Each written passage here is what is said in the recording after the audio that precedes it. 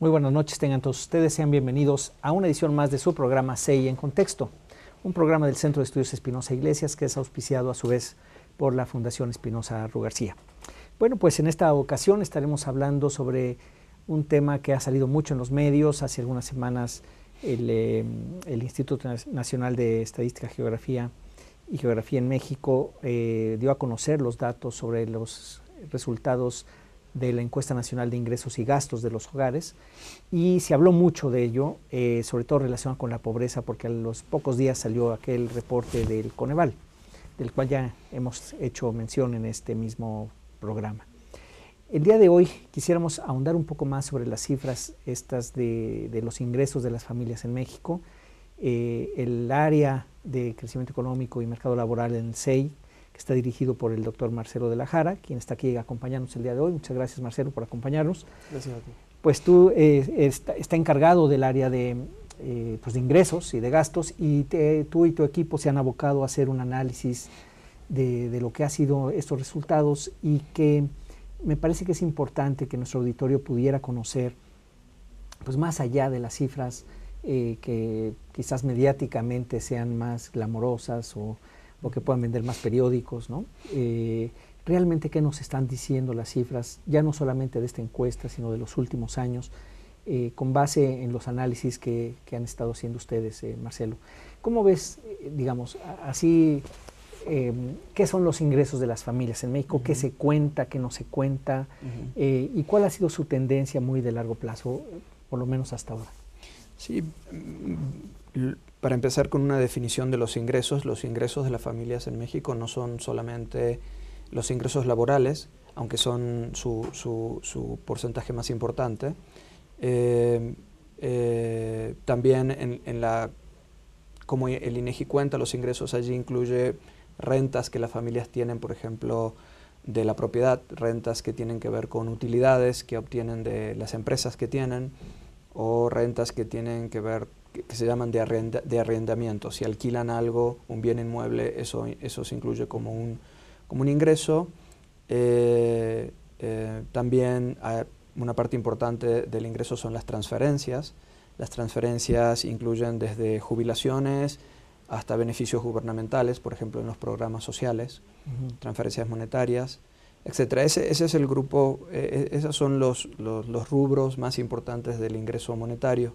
Y hay otra parte que se llama ingreso no monetario, que básicamente se estima a través del gasto no monetario de las familias, que incluye autoconsumo. O sea, que producen sus propios alimentos, por ejemplo. Por ejemplo, exacto. Hay otra parte que son remuneraciones en especie, que son si uno realiza un trabajo y le pagan con algún bien, eso es remuneración en especie. La otra parte tiene que ver con transferencias que reciben las familias en especie también, regalos o beneficios o transferencias de programas gubernamentales como el Seguro Popular, por ejemplo. Y finalmente transferencias que se hacen entre los hogares, entre ellos, ¿no? Ahora, esta última parte del ingreso no monetario resulta de una evaluación o de una valoración que las propias familias hacen. Entonces, en general, para un análisis en el tiempo, mejor concentrarnos en el ingreso monetario, ¿no? Ahora, ahí también entonces incluye las remesas que reciben muchas familias de personas que viven, familiares que están en Estados Unidos, que mandan sus dineros. Eso está en la parte monetaria. Eso está en la parte monetaria, en la parte de transferencias. Es una de las transferencias monetarias que reciben las familias. Ahora, esta encuesta que levanta cada 2 años, es cada 2 años, cada ¿no? 2 años. El instituto, el INEGI, es eso, una encuesta que necesariamente, pues bueno, tiene un grado de representatividad en la población, y que pues trata de ver cómo se están moviendo estos ingresos de la gente. Luego hablamos del gasto, si quieres, porque al final de cuentas es eso, ¿no? Una encuesta de ingresos y gastos. O sea, cómo recibe el dinero las familias y cómo lo gastan.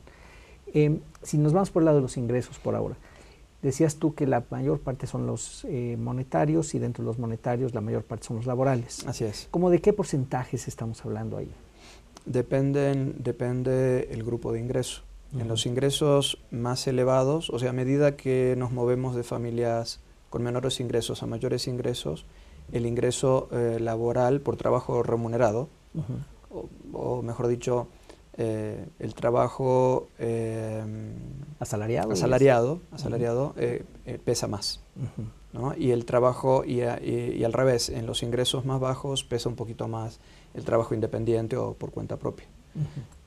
Sin embargo, en general, el trabajo, los sueldos y salarios y jornales son el mayor peso del ingreso monetario, ¿verdad? Y lo importante de esto, digamos, de la evolución que vemos en el tiempo, es que hay un deterioro de estos ingresos. No en el último tramo. O sea, entre las últimas dos encuestas, entre 2012 y 2014, hay una mejoría en el ingreso, en las remuneraciones por trabajo asalariado. Sin embargo, si uno toma una perspectiva un poquito más de largo plazo y nos vamos hasta el 2006, por ejemplo, si vemos que con la crisis ha habido una reducción en el ingreso laboral real en todos los grupos de ingresos, que ha sido más fuerte en los niveles bajos, y que ha habido una leve recuperación entre 2012 y 2014. Sin embargo, hoy en día los ingresos, las remuneraciones por trabajo asalariado están en términos reales por debajo de las que estaban en 2006, en promedio un 10% en términos reales. 10%. 10%. Eso es en la parte, repetimos, la parte monetaria, y dentro de la monetaria, la remunerada, es decir, exacto. Los trabajos cuando uno hace las chambas, digamos. En ese tema, de lo que se ha recuperado un poquito en los últimos, bueno, dices que al final se ha recuperado un poco la masa monetaria, la masa salarial le llaman, ¿no? A ese bueno, no? Los ingresos por salario. Más bien. Y ahí, ¿qué tanto se habrá recuperado? Aún cuando está 10% por debajo del 2006, estos últimos 2 años. Bueno, ha habido una recuperación, también varía por deciles. En general, en todos los deciles de ingresos, los ingresos por trabajo remunerado, o sea, por trabajo asalariado, han aumentado en todos los deciles. Y eso puede tener que ver con la mejoría que se ha estado teniendo en el empleo formal, por ejemplo, durante el último año y medio. Pero eso habría que estudiarlo un poquito más. Lo importante es que el ingreso por salarios ha aumentado en todos los niveles de deciles, pero se ha visto más que compensado con caídas en otros rubros de ingresos, también según el grupo, digamos, socioeconómico que estemos revisando. El neto es que solo los primeros deciles de ingreso, el decil 1 y el decil 2, han visto una mejoría en su ingreso monetario. Y eso se debe básicamente a que, además de haber tenido incrementos en el salario, han tenido incrementos en transferencias de parte del gobierno. Cosa que no ha sucedido en los deciles más altos, ¿no?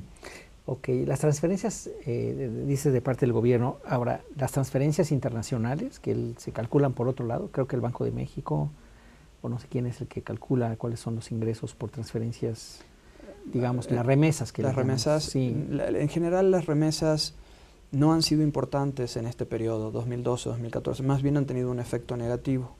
En general las remesas desde la crisis del 2008-2009 han estado muy deprimidas, en comparación con lo que ha sucedido en años anteriores, y han tenido un comportamiento muy volátil, ¿no? En general no ha sido un elemento que ha contribuido a aumentar el ingreso de las familias en este periodo, ¿no? Al final, bueno, pero estamos hablando de 18, 20 mil millones de dólares, ¿no? Aproximadamente. Aproximadamente, sí. Ahora, con la devaluación del tipo de cambio, eso debió haber ayudado, aunque claro, esto no lo habrá medido esta encuesta, porque esta se levantó en el 2014. Exacto. En todo caso, se verá reflejado si permanece en el 2016. En el 2016, exacto. Lo de las remesas, el cambio en las remesas no ha sido un elemento muy importante en el cambio de los ingresos entre 2012 y 2014. Pero en términos ya no de cambio, sino en términos de, digamos, de valores absolutos, 20 mil millones de dólares a precios actuales, pues ya no son tan poquitos, ¿no? Ya son 300 mil millones o una cosa así. Sin duda este año tienen que haber mejorado muchísimo el ingreso por remesas, debido a que las remesas se han estado recuperando y a la depreciación del peso, ¿no? Sí, porque en términos absolutos pues no es tan poco dinero, ¿no? 20.000 millones sí son 20.000 millones de dólares. Sí, son aproximadamente 2.000 o 3.000 millones por mes. Exacto. Entonces estás hablando ya de unos 300 y pico mil millones de pesos. Aproximadamente. Sí, como 300. Sí, el ingreso por remesas es si mal no recuerdo, casi equivalente al ingreso del sector de turismo. O sea, casi tan importante como el sector turismo. Sí. Bueno, nos tenemos que ir a un corte. Estamos con ustedes en CEIA en Contexto. Volvemos en un momento con este tema de los ingresos familiares en México. Regresamos.